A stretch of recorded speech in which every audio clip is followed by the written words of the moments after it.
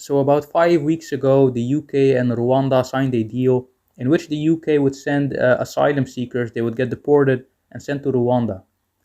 And Rwanda is actually a very nice country. It's a very nice country. If you look up pictures of the capital, Kigali, it's very nice. It looks like a holiday destination, like a tropical paradise.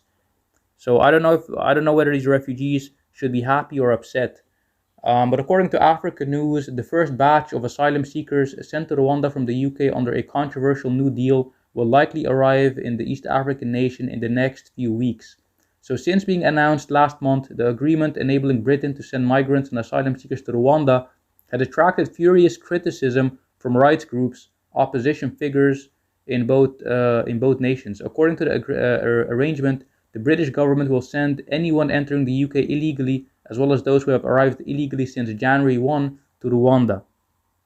So, and by the way, Rwanda is going to benefit from this as well.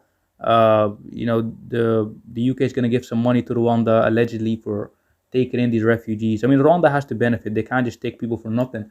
But in a statement released Thursday, Alan Mukro-Linda, Rwanda's deputy government spokesperson, said the UK has informed that the first group of about 50 migrants are going to arrive in the next few weeks.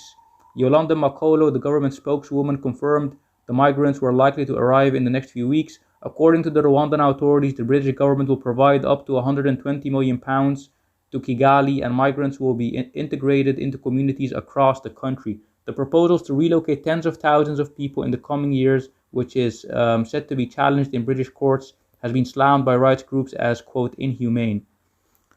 I don't think this is actually that bad, and I think the refugees might be the biggest beneficiaries to this. Listen, I don't know exactly what the laws are in Rwanda, but I assume that they'll be able to work, they'll be able to, move forward with their lives. Because think about it, I don't know the exact rules in the UK, but in most places, if you arrive somewhere illegally, you're gonna get put into a refugee camp. You have to stay there for years until your application gets processed. You're not allowed to leave the camp. It's like being in prison. It's like being in prison, and this situation can continue for years. So it's really not worth it. These people from wherever they come are risking their lives, crossing seas in small little boats. And after they risk their lives, they have to travel for long distances. They have no money, they have no food, they don't speak the language of the place where they're going to. So it's really a difficult situation. You have to be really desperate to do this. And by the way, many of these migrants are from Africa as well. So they could have gone directly to Rwanda, or they could have gone to one of these other wealthier countries. There are some wealthy countries in Africa. This picture that is presented in the media of Africa being poor, no, Africa is developing. Africa is the next big thing. You've got Nigeria, which is going to be a huge economy. It's going to be one of the superpowers of the world, Nigeria. They've got a population of more than 200 million, and it's going to go up to 400 million very soon. So Nigeria is the next China.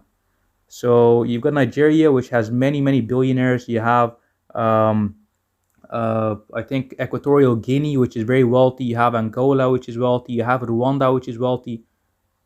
People in Africa could go to one of these countries instead.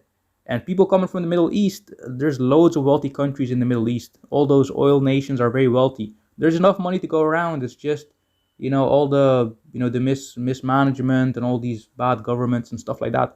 But anyway, there's easier things for people to do than to go to faraway places where they don't speak the language, where they're risking their lives to get there. So anyway, that's my opinion, but I hope people will be more creative. If you can't make a living in your home country, yeah, of course, you should move and find a place where you can live, but, do what's more logical, what's easier, Okay, so campaigners accused the President Paul Kagame's government of crushing dissent and keeping an iron grip on power, but while announcing the asylum deal on April 14, British Prime Minister Boris Johnson said Rwanda was one of the safest countries in the world, and it is. And it is. Everybody says Rwanda is safe. Rwanda is, the economy is good in Rwanda. It's a very organized country. Things are moving forward. They got rid of the French language, which is a good thing. They're using English now instead. So Boris Johnson argued that Rwanda, a tiny nation in Africa's Great Lakes region, has hosted refugees for decades, mainly from neighboring countries, which is also true. They had a big war in the 90s. 500,000 people died in a very short space of time. But anyway, the British government has sought to crack down on illegal immigration. Last month, Parliament passed controversial reforms which introduce maximum life sentences for people smugglers.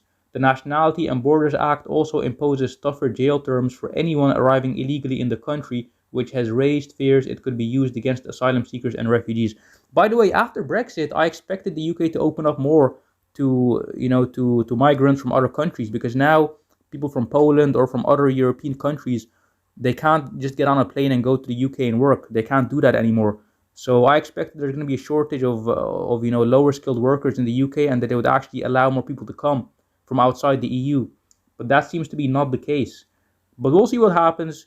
And yeah, these refugees, who knows? Who knows? It might even be better for them to start off in a place like Rwanda.